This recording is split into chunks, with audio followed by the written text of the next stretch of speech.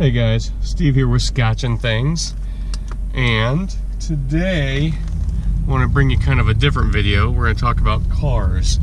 You know, our channel, in the description we talk about all the stuff we're interested in, and I think we need to start kind of expanding on that and and doing that kind of thing. Maybe it won't go over well, maybe it will, who knows. But I feel like you know, a lot of the content lately has been focused on you know, guns and EDC and stuff like that. So wanted to just make a quick video today on something else. So I want to talk about Nissan, and specifically with Nissan, the 370Z. Many of you don't know, probably none of you, but I am a huge Z car enthusiast. I've owned 3 of them. I owned a 91 300ZX 2+2. I couldn't afford the turbo model at the time. I was pretty young. I was like 21 when I got it, but that was my dream car.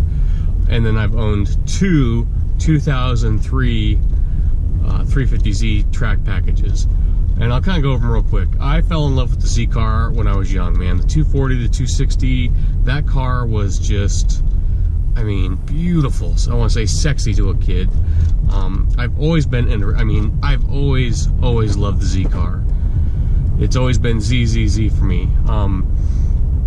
And you know, some of you guys might not like the Nissan Z car, but you have to admit, like with any kind of iconic sports car, it's got a great heritage and a great following. And as soon as I could afford one, I got, you know, in high school, all I wanted was a 240 or 260 or 280. That's all I ever wanted. And then finally I was able, you know, I was like 21 at the time, and I got a 300ZX, a 91 2+2. I couldn't afford the insurance, or couldn't afford the, you know, the turbo, the twin turbo at the time, so that's what I got. I didn't settle because I loved the car, and it was a great car. It just wasn't, you know, just wasn't a twin turbo. And then Nissan killed that car off after 1996, because the problem was it got too expensive. So in 96, that twin turbo was a $50,000 car, and you know, that was pretty, but the performance was there. It was a great car. You can argue, well, Corvettes cost that much, but it just kind of, the price kind of killed itself for what it had become. Okay, so Nissan announces the new Z, and I was all in, man. I was honestly, when I still remember when they announced the new Z car, I thought, okay, the last one went out at $50,000. This one's going to be even more. And I thought, gosh, how am I gonna, you know, I was 20 years old at the time. How am I gonna afford that? I told myself I was gonna get it no matter what. Well, then Nissan came out, you know, it's the 350Z. It's gonna be this price. You know, they wanted it under $30,000, and it came in, I think the base was like the base model was like $24,000. I spec'd mine out, my track package. That was the greatest thing ever, you know, being able to have the means and the money at that time. I was 26 years old when I ordered mine. It, you know, it came in at $34,000, but I went in and I did the whole pre-order thing, and when that thing arrived, man, I loved that car. So hold on real quick, I'm gonna drop in some pictures here. I gotta run to the post office. We'll bring this back up in a minute.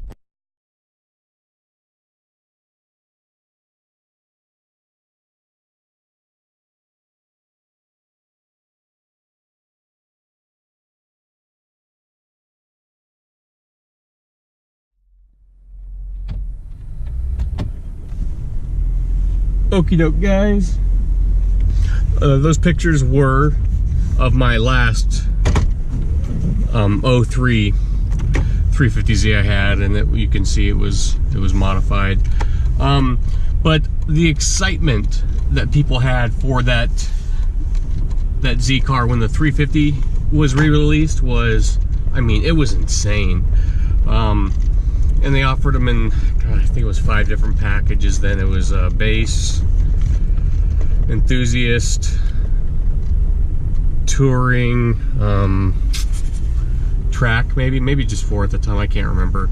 Later on they came out with the Grand Touring.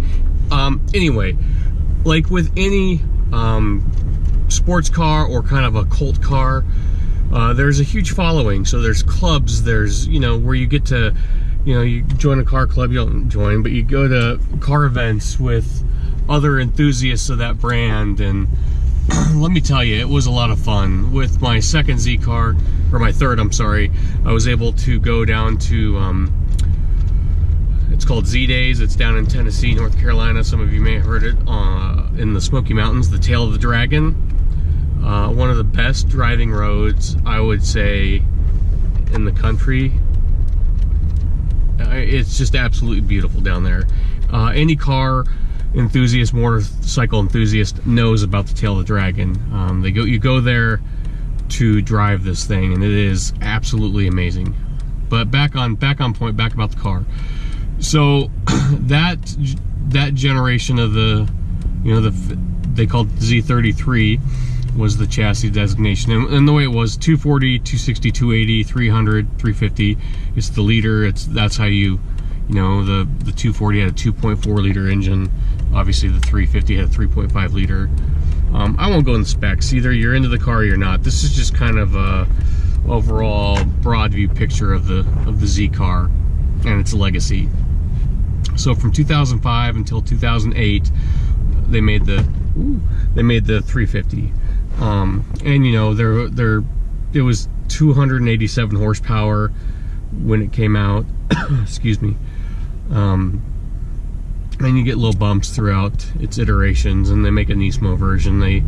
The price starts going up and up and up. So I had that car about a year. I jumped into it, and it was great. But I was getting married. We were in the process of building a house. You know, a year later, and it just didn't make sense. I had a truck payment. I had a car payment. Two house payments at the time. Jesus. So I sold it, and it was the smart thing to do. But you know, my wife and I got into our new house, and if you knew my wife, you'd think she was crazy because she's really frugal. After we had moved into our new house, built it, she's like, hey, you can afford a car again, which was crazy. So I was on the search. This was in 2005 then. I bought another, and I searched, and I found a great deal on a track version in Florida. Had it shipped to Minneapolis, where I was living at the time, and then I was off to the races, man. We had this, you know, we were single, or not. I'm sorry, we weren't single. We were married, dual income, no kids, and both made pretty decent money. And I was off to the races. The sky's the limit on that car. Wheels, you name it, it was done. Wheels, suspension, exhaust, test pipes. Racing seats, clutch, flywheel, supercharger, and I mean body kit stuff, and I am forgetting a ton of stuff. Short throw shifters. I mean, you name it, that car. I dumped a ton of money into that car, and those are the pictures you saw previously. And it was beautiful, and I loved it. And all of a sudden, you know, we have triplets. So huge, you know, huge surprise. We move home from Minneapolis back to Nebraska to be closer to family. But guess what? By that point, you know, we were, you know, my wife was not working at that point, but it's not a big deal because the car's paid off. You know, it's not a financial burden on us. You know, I store it during the winter. Insurance wasn't bad. I had a good record. But a couple years later, had some family issues. Still didn't need to sell the car because it wasn't a financial burden. But I wasn't, and I do this with kind of all my cars. I have a, you know, 3 to 5 year lifespan with them. And I don't get bored of them, but I mean, there was other stuff to do. I had other things going on. I had 3 kids, and you know, time on the weekends wasn't just me driving around anymore, washing the car. It was spent with family time, and I didn't need to sell the car. You know, it was just sitting in the garage. But I realized the last year I owned it, I'd barely put 100 miles on it, so it was time. It was time to sell it, and I did. And it wasn't a big deal, except, let me tell you guys, I should have parted it out, because as you guys know, selling a modified car, guess what? You don't get that money back. but I wanted to get rid of it, and I didn't want to take the time parting it out, which would have been smarter. I would have got more money back on it, but excuse me. So Z cars out of my life now. I don't have them right now, but I'm still a fan. I am still in love with the brand, and now I'm a little bit older. The kids are older, and you always kick that idea around of, is it time to get another sports car? Well, I'm making more money now. I can buy something a little bit more expensive. My father-in-law has a 2016 Z06, and let me tell you, that thing is a beast. And for the money, it's crazy. I don't know if I want to spend that much, but it's also, is it something I still, have young kids? They're older now, but they're still young and they're in activities. And do I have really the time to dedicate to a car? And that's what it's, a lot of my time off is in the winter when that car would be useless to me. So you kick around the idea, but I started looking at Z's again, and this is my whole point. I started, looking at all the cars out there. And let me back up again. When the 350 came out, man, it was competitive. It was competitive with Mustang, Camaro, the V8s. It was, and that's what Nissan had always been about, man. When the 240 came out, it was competitive with Corvette and Porsche, and it was a bang for the buck car. Well, same thing. My brother had a 99 Camaro SS, and it was competitive with that at the time. But now look at today's, now you start looking, so I start looking at cars, and I hadn't really, so in 2009, Nissan did a refresh. It came out with the 370. Well, guess what? It's 2018, and I started looking at cars again, and that car's been out for almost 10 years, and I'm sadly disappointed. It's basically the same car right now that came out in 2009. Except, again, you can still get them for a base model for around $34,000. It doesn't get you any of the bells and whistles. You still get the performance. But, like, the Nismo version is close to, like, $46,000. So you're reaching that $50,000 price point again that killed off the last Z car. But, like I said, Nissan hasn't really done anything to the car. Minor, you get a wheel change here and there. You get a front bumper lift here and there. But it's the exact same car that came out in 2008 or 2009. And that kind of lifespan for a car is insane. You don't see Ford doing that with the F-150 or the Mustang. Every 3 or 4 years, these cars get a facelift now. Car companies, they do that so, one, they can sell the new model, and it gives that brand a facelift, an update, what it needs. And I can't believe Nissan has just let this car go stagnant. I mean, yeah, they have the GTR, but the same thing. The GTR has been the same car for 9 years now. It's insane. I don't get it, Nissan. Their focuses are in other areas now, but these cars could be, the GTR is always going to be relevant, but I think the Z has kind of faded away. You don't see the Z every year, like the new model come out or whatever. People aren't excited about it anymore. It's become stagnant, and it's really sad. Now there's talk about lots of people is Nissan killing off the Z? Is this going to be, is 2018, 2019 going to be the last year for it? Are they going to let it go away again for a couple years before they bring it back to the market? I don't know. Do they have a completely redesign for it? I don't think they need to let the car die off like they did in the past. Mustang doesn't do that. Obviously, Chevy did it with the Camaro for a while, but Mustang never killed off the Mustang. They'll bring out a completely different model from time to time. But I think they need to make the car relevant again. It's become, like, what's its competition? People are either going, look what the Mustang and the Camaro have become. Yeah, there's some pricey models, but the performance you're getting in, like, say, the ZL1 or the GT350, 350R for the Mustang, it's worth it, I think. You're getting Corvette supercar, not supercar, but you're getting Corvette Z06 performance out of these cars for 50-60 grand. And then obviously, just like, say, a GT or an SS model, you're still getting great performance for a lower price.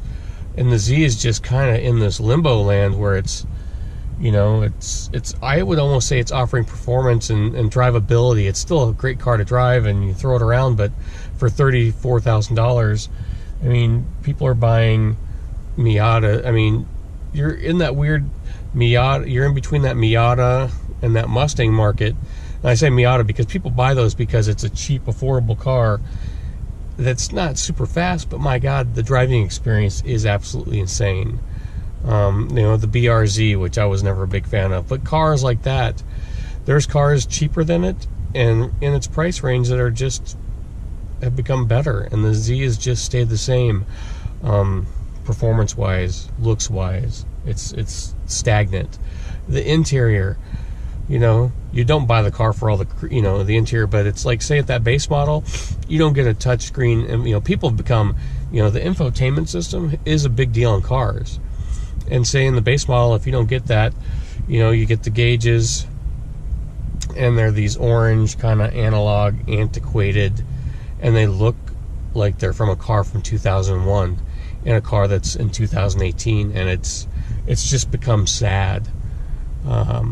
Nowadays, you know, the instrument cluster is digital, and it's a screen, and there's just so much to do, and that's what people want. I mean, as technology, you know, grows, they expect these things in their cars, and people say, well, real drivers don't need that. Yeah, but it's nice having that infotainment system and all that stuff, and I don't want to have a car that I pay $34,000 for in 2018 that has a instrument cluster that looks like it's from, you know, the late 90s, early 2000s, and let's be honest, that's what Nissan does. That orange, if you know what I'm talking about, that orange display screen for like the fuel gauge and stuff like that, and oh my God, I couldn't believe that was still in the car, to be honest with you. Like I said, I haven't paid much attention to them since I'd sold mine, but when I started researching and getting back into them, I thought, honestly, I would rather spend the money on a Corvette or a Camaro, because they're leaps and bounds, or a Mustang. They've just taken it leaps and bounds past Nissan all the way around. So, you know, what's next for the Nissan 370Z, the Z car? Does Nissan kill it off? Do they refresh it? I think they need to refresh it. They don't need to kill it off, because people are looking for that sports car again. I mean, just look at the Mustangs and the Camaros and everything else that's out there. People are hungry for that. And they need it in the affordable package. If Nissan could do that again in the $30,000, you know, $30,000 to $40,000 price range, you know, they'd have a huge success.